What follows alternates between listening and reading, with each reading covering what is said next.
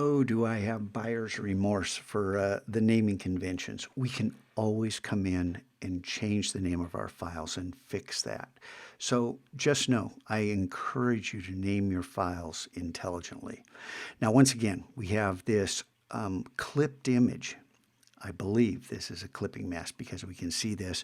But if we go ahead and file, open a local file, Command O, and there's our ping that we just downloaded. And if we open that and roll over it, notice we don't have that extra gap at the bottom. So now this is a file that we can work with from this point forward and modify. And if you remember way back in the Wednesday, September 23rd daily, I talked about those sheets and that pattern on those sheets. So what's that have to do with this? Well, the idea is, what if we drop a pattern? And these are diagonals. They're strong, dark, and light variations.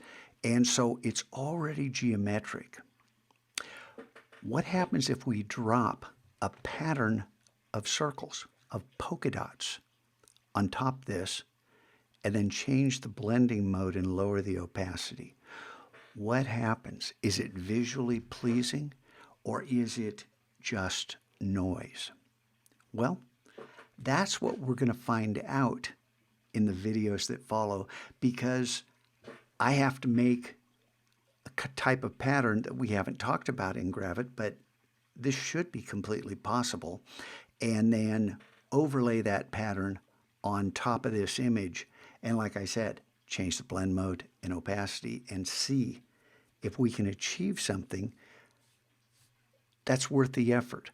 But whether it works or not, the important thing is to chase your ideas. And looking at this, I think this needs to be enhanced. I mean, should I take this? Can we enhance it in Gravit? Should I go to Photoshop Express? Punch up the contrast between light and dark here. Because we got light grays and dark grays. If we increase the contrast, does it create a more visually pleasing image? Once again, this is just part of the experimental process in working with digital images, because it's so forgiving, because we don't destroy the original as long as we work smart and continually rename our files with each variation. Got it? Okay, let's see what happens next. Although next, I may try to go back to sleep. Figure this out. You can check the timestamp in the next video to see if I really did go to sleep.